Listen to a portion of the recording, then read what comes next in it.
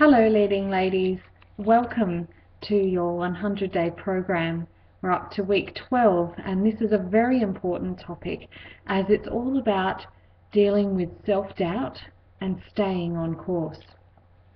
Now this week it's time for me to get a little tough on you.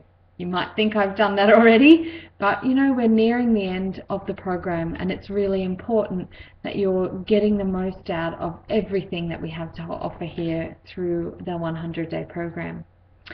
And if you've been procrastinating a little or finding it hard to carve out that time to refocus and commit to the goals that you made in the beginning of this program, then now's time to knuckle down and do that.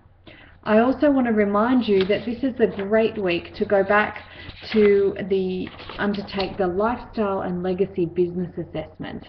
Now, you might remember undertaking that business assessment way back in the beginning of the program. We actually did it in week 2.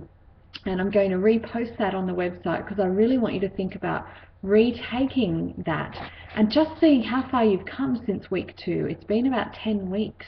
So you should have seen some progress in some of those areas.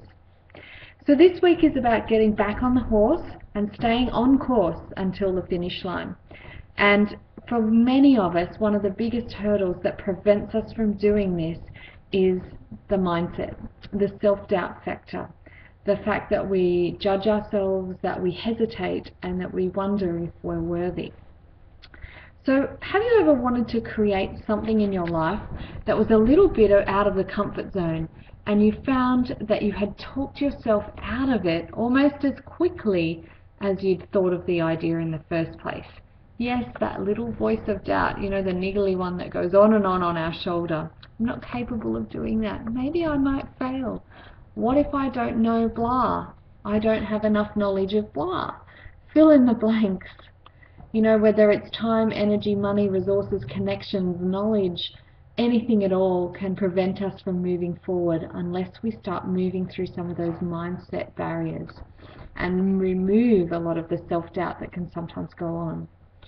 Even dreams can get crushed by a single little niggly doubt. So we want to start undoing some of this self-doubt so that we can begin to create the lifestyle legacy business that you're all aiming for.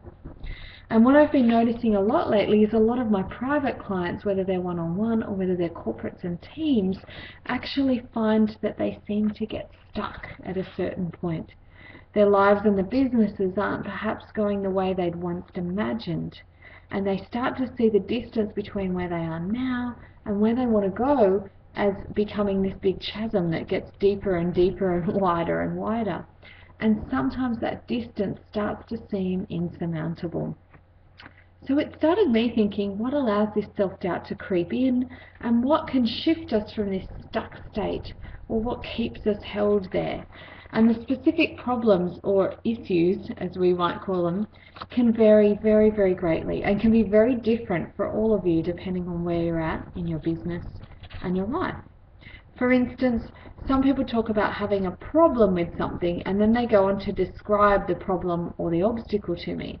And then doing so creates a structure around the problem. It forms boundaries and barriers and makes it seem this big, tangible thing. And so I see it as kind of like a coffin. It's kind of holding them in and getting them stuck. And by giving it this air and giving it shape, it starts to take on its life of its own, rather than being in a more fluid, natural state where we move in and out of things. So take, for example, you know, I always say all the world's a stage, all business is theatre, and you have to show up and smile every day. So if you take, for example, this business metaphor of stage performance, if you were to think about the magic of watching a really great if you were to think about watching a really great performance and you think about the experience of the emotions you might have. So take, for example, if you went to see a concert pianist and you loved piano and piano pieces and they were going to do a Chopin recital, let's say, and you went along and you had the anticipation emotions on the way. You were thinking about all the great music you were going to hear and the mastery of the piano player. And then you show up and they sit on the piano and they just press one key. Ding, ding, ding, ding, ding, ding, ding. And you're kind of going for the first 5 minutes, okay, maybe they're warming up. And then after 10 minutes and they're still playing the same key, you start to think, hang on a minute, this is a bit boring and it's not quite going where I thought.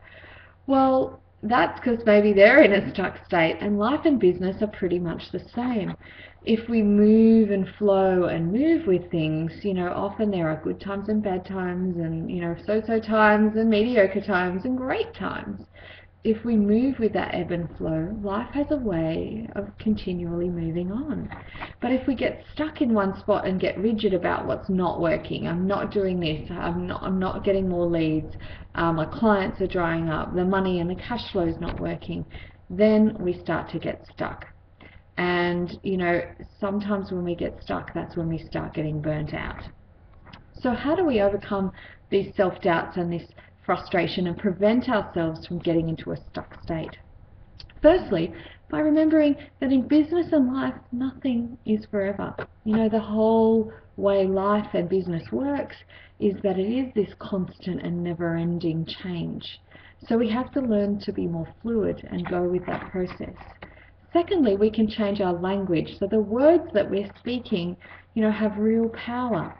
We should stop calling things problems and talk instead perhaps about some challenges or some things that I need to overcome or go around or through or move under. By defining things as challenges, it will keep the process active and we start looking for solutions as opposed to it being a block or a stuck. So instead of saying what would happen, instead of saying this situation is too stressful, you could start saying I'm stressing myself about this situation. So it's not the situation that's stressful, it's the emotion that we're allowing ourselves to feel. So if you change the thought or the problem into a verb, it gives it movement and it prevents you from getting stuck. So the same is true in your business. Just like that live theatre performance or the piano player playing Chopin, if a performer falls down or misses a line, they just have to keep going. The show must go on. So just keep moving, step by step, inch by inch. At this stage in the program, I just want you to keep some momentum. Whether that's one article you write, one blog post, one client you ring, one cold call, one change to your systems or process, one not paying client that you follow up. Whatever it is, keep doing it one piece at a time. The third thing is to remember that everything you require is already here. So your subconscious mind cannot tell the difference between what's real and what is imagined in your mind's eye. So your mind will go about bringing whatever you imagine and whatever you impress upon it into fruition.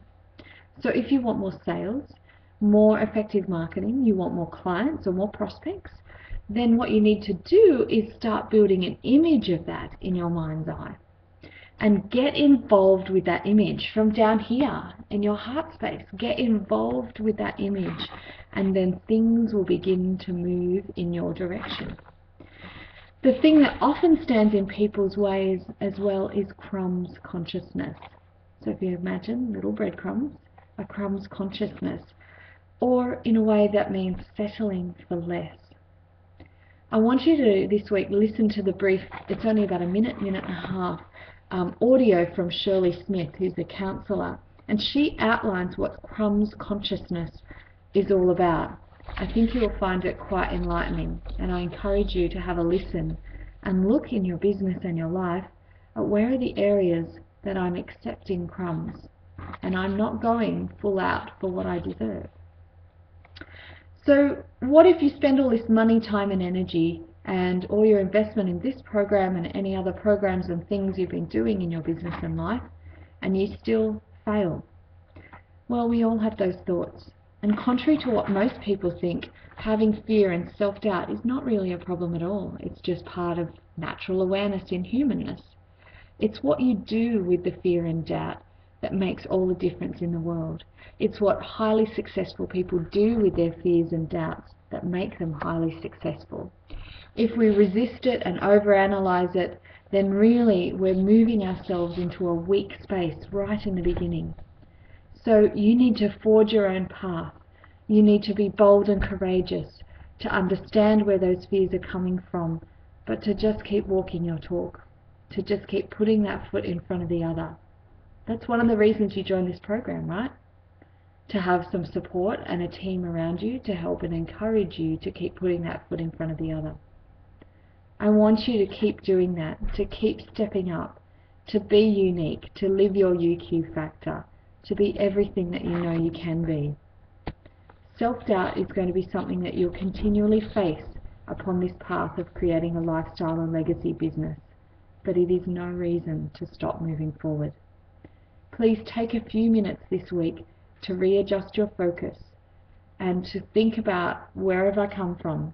Undertake that lifestyle and legacy business program vision again. Assess where you've been and where you're at, and start moving through that self-doubt. And once you do, your dreams will truly come true. Onward and upward, leading ladies. Have a fantastic week. This is Heidi Alexandra Pollard, signing off.